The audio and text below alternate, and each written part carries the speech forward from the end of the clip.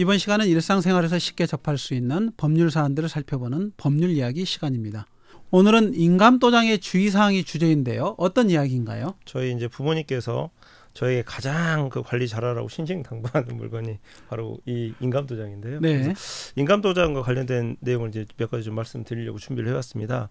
최근에 이제 저희 같은 이제 변호사들 사이에서 회자가 많이 됐던 사건이 작년에 이제 그 강모 변호사님 있으시잖아요. 네, 도도맘 사건이라고 있는데 거기서 이제 여성분의 남편분 인감을 사용해서 이제 서문서 위조로 이제 기소가 돼서 1심에서 법정 구속까지 되셨다가 올 초에 이제 4월달에 항소심 무죄로 이제 석방되었다는 얘기가 많이 뉴스로 나오고 이제 사람들이 이제 좀 이제 기억을 하실 건데요. 변호사가 인감도장을 도용했다는 게 좀 쇼킹했던 거였죠. 예, 그래서 이제 사실관계를 조금 더 이제 기왕에 말씀 나온 김에 드리면 그 무슨 서류를 받았는데 그 도도맘이라고 하는 그 여자분이 남편 명의로 된 서류를 가지고 왔는데 거기에 남편분의 그 인감도장이 날인이 돼 있었습니다. 그래서 이거가 이제 남편이 제대로 찍어준 게 맞는지 를 확인을 안 하고 이제 그거를 가지고 강영석 변호사가 이제 썼는데 그랬을 때 이제 1심 법원에서는 정확하게 말은 안 했다라고 하더라도 여러 가지 정황을 보면은 그 여자분이 남편분의 그 인장을 임의로 날인했다라는 거를 강영석이 알고 사용을 했다.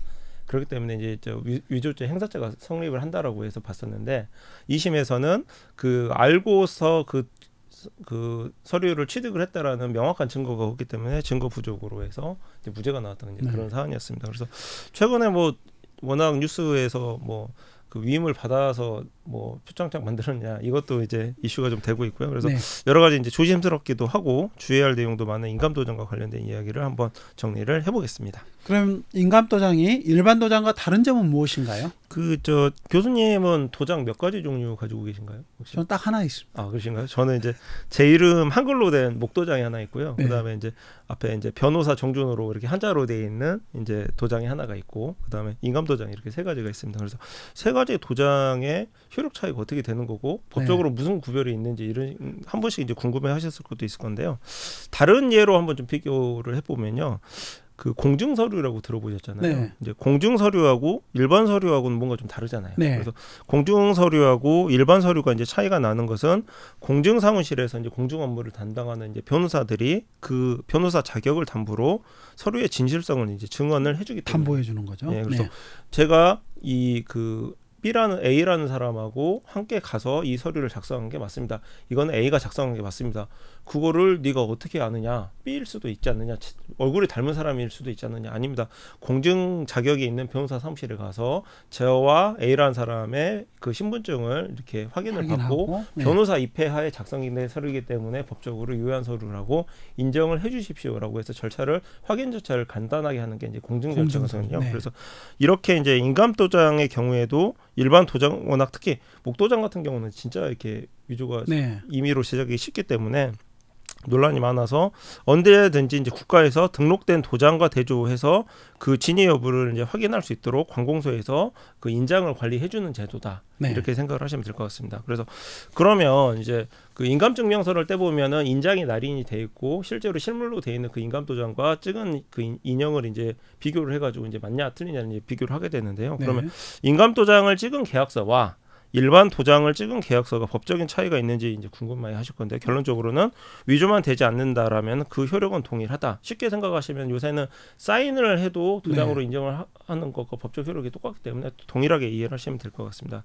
만일 사태를 대비해서 대조 업무를 편하게 하고 위조 여부를 판별하기 쉽게 그 진실성을 입증하기 위한 제도라고 생각을 하시면 될 것 같습니다. 그럼 이제 실제적으로 인감도장을 굳이 꼭 사용해야 될 필요는 없는 건 아닌가요? 이제 가장 문제가 되는 게 그 계약 상대방이 급작스럽게 사망하시거나 계약이 체결된 사실을 상대방이 부인을 하고 난 이런 계약서 쓴 적 없으니까 나 계약 이행 안 하겠다라고 이제 거부를 하는 경우입니다. 보통 소송에서 이제 이런 상황이 벌어지면 상대방 명의의 도장이 날인된 사실을 근거로 상대방의 계약에 응했다라고 이제 보통 이제 주장을 하게 됐는데요. 그때 이제 이에 대해서 다시 상대방이 그 도장이 위조된 거다라고 했을 때 이때 인감도장이 날인된 경우라면은 우리가 인감도장을 어떻게 위조를 하겠냐.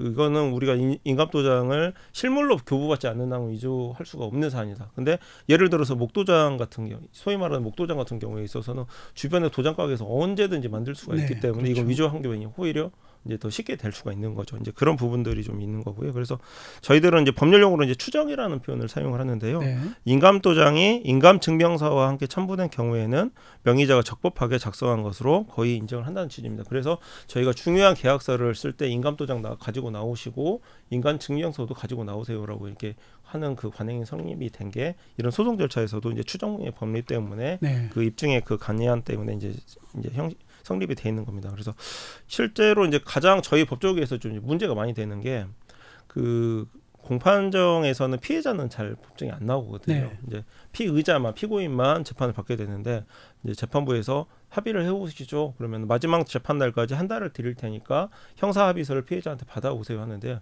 가끔 미성년자 분들이 재판을 받거나 20대 초반 분들이 이렇게 재판을 받으실 때 쉽게 생각을 해가지고 피해자 명의로 목도장으로 이렇게 날인해서 날인해오는 경우가 있습니다. 그런데 그런 경우가 이제 문제가 되는 경우가 많아서 법원에서는 그 확인 절차를 우리가 간이하게 하기 위해서 반드시 인감증명서가 첨부된 합의서를 제출을 해주십시오 이렇게 당부를 하는 경우가 많은데요. 그래서 형사 절차에서도 그 합의서 제출과 관련해서 그 합의서에 피해자 인감증명서를 꼭 첨부하라고 하는 경우가 많다. 그래서 지금 그리고 계약 상대방 같은 경우에 이제 계약 상대방이 계약이 잘못된 경우에 이제 다른 상대방이 손해배상을 청구를 하게 되는데요. 네. 그리고 인감증명과 인감도장을 대조 확인을 한 경우와 일반 도장만을 신뢰한 경우에는 계약 상대방의 이제 주의 정도가 법적으로는 좀 평가가 달라지게 돼가지고 전에 이제 과실상계라고 제가 몇 가지 말씀을 드린 적이 네. 있었는데 피해자 과실이 손해배상 금액에 반영이 돼서 그 과실 비율에 의한 금액 감축률이 뭐 30%에서 50% 이상으로 확 바뀌어버릴 가능성이 있습니다.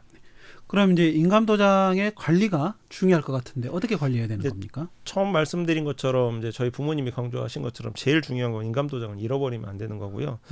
예전에 그 이명박 대통령 이제 대선 때도 BBK와 뭐 관련 도곡동 땅 관련해 가지고 인감증명서가 자주 바뀌었다. 그래서 그 뭐 김백준 비서관 관련해서 뭐 도장이 바뀐 시기 그게 인감증명서가 뭐 10년 사이에 뭐 매년 1년에 한 번씩 바뀌었다든가 뭐 그런 사실관계가 있었습니다. 그래서 네. 인감도장은 잃어버리거나 바꿔야 될 필요가 있을 때 일주일이라도 만약에 못 찾게 된다고 하면은 꼼꼼하신 분들은 바로 새로운 인감도장을 만들어 가지고 인감증명서의 인장을 이제 모양을 바꾸고요. 네. 다시 그 제대로 된 인감도장을 찾았을 때는 다시 또 재변경을 하고 이런 절차를 이제 며칠만 사이에 있어도 꼼꼼하게 하시는 분들이 많이 있습니다. 아, 그래서 그렇군요. 예, 그리고 인감도장은 인감증명서와 함께 제출된 경우에 그 효력이 인정이 되는 건데요. 네. 보통 귀찮으신 경우에 심부름을 시키거나 상대방만을 믿고 인감증명서를 인감도장과 함께 맡기는 경우가 많습니다. 네. 여기서 이제 문제가 많이 발생을 하는데요.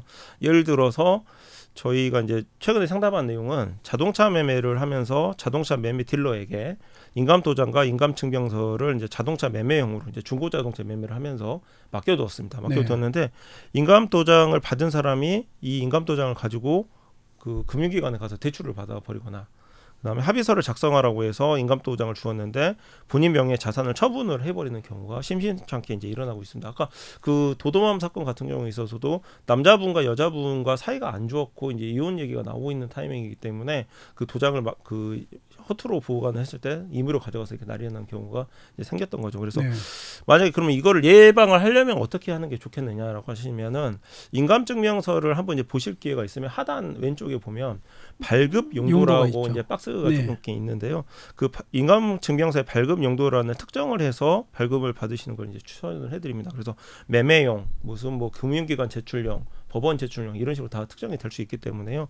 자동차 매매용으로 받아들였다면 자동차 매매용이라고 본인 자필로 기재를 해놓으면 그걸 가지고 금융기관에 가서 그 뭐 대출용으로 사용할 수는 없겠죠. 그래서 발급 용도라는 꼭 특정을 해서 인감증명서를 활용하시는 것을 이제 추천을 해드립니다. 그밖에 주의사항은 없을까요? 상대방 이제 입장에서 인감도장을 받더라도 다른 상대방이 이를 인정 안 할 수 있겠다고 이제 불안하실 경우가 있겠는데요. 네. 그렇다면 흔히 이제 공중제도라고 하는 공중사무실을 통해서 계약서 공중을 받으시면은 이조 논쟁 자체가 문제가 되지 않고 인감도장 관련해서도 불안한 게 싹 사라지게 됩니다.